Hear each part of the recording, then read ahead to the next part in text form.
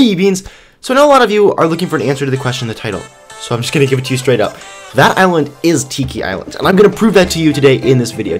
Now, a lot of people, including myself, have theorized for a long time about what this island could be. It seems like some sort of great place for an adventure to happen, or some sort of weird adventure that already exists in the game. It could be some sort of phantom hideout, or like where they were keeping the sheep during the Messages in Wano conspiracy era. But now it's actually very clear that this is the Tiki Trouble Island, and that this whole time it's been this sort of Hawaiian-themed, beautiful, tropical island with the tikis and the pearls and the coins and all that good stuff with the fishing and, you know. So let's talk about why.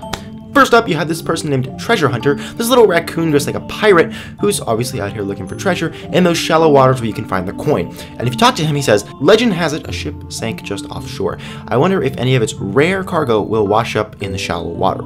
So where in Animal Jam do we see a sunken ship? Yes, you probably already know, and you're probably already like, oh, like I was when someone sent me this theory.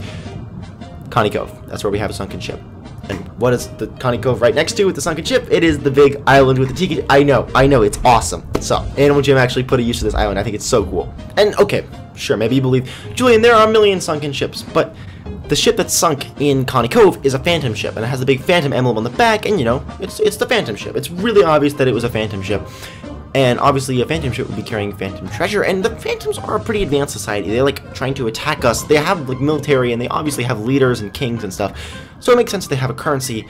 And of course, as all currencies do, they have coins. And what do we look for in the shallow waters that came up from this shipwreck? We look for phantom coins. And what would a ship be carrying? That is the most stereotypical, just like cliche thing that could fall out of a ship, like Spanish galleons and stuff. That would be golden coins. So of course, if there's a shipwreck of a phantom ship nearby, we're gonna find golden phantom coins in the water. And when a ship sinks, it's not like the treasure flies everywhere all over the map, it's gotta go somewhere pretty close. And if you look at the map that Animal Jam provides us when you click the world map button, you'll see that that ship is very, very close to that little island, and it makes sense that some of that gold would have spilled out onto the shores of that tiny little boy. And lastly, if you think this was just like a military ship or something like I did for a long time, well, scattered all around Connie Cove, there's plenty of treasure. Now, this is obviously pretty deep, and it makes sense that we couldn't get it in the adventure because it's deep and we're only looking at the shallow water, and we can't actually go into the deep water. And we know from the fact that Tavi is there that it has to be high tide while we're doing this adventure, because at the end of the adventure, Tavi says, "Hey, I have to go, like high tide is receding, and I can't stay here for much longer, so you gotta get out of here too. Sorry, buddy." And maybe during low tide, you could go down there and get some of this cooler stuff from the shallow water, but during high tide, it makes sense that we would only be able to get the smallest treasures that flew the farthest, and not these big treasures that are down in Connie Cove. And for those of you who are still non-believers, just not getting on board, well, think about it like this. Geographically, Captain Melville's Juice Hut is very close to this, and there's not that much fruit on Jamal's main island. So of course, in order to get all that fruit for all those smoothies that Captain Melville has to make, he would have to get it from this island that would have to be nearby, because this is the only place that we've seen fruit in Animal Jam in like abundance. So I really think that's all the evidence that we could possibly need. It's so cool that Animal Jam did this.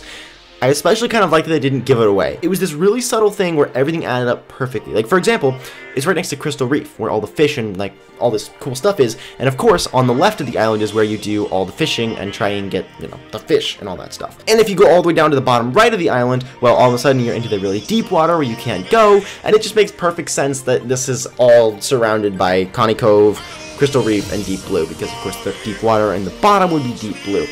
Oh, this is so cool. It would be really cool if you could click the island and actually go and play the adventure there, but I think it's so cool that Animal Jam just threw this little Easter egg in and really gave a use to this random island on the game.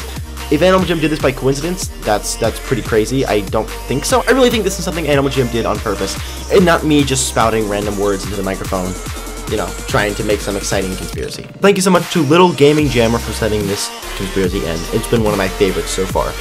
So anyways, Beans, thanks so much for watching, and I'll see you in my next video. Bye.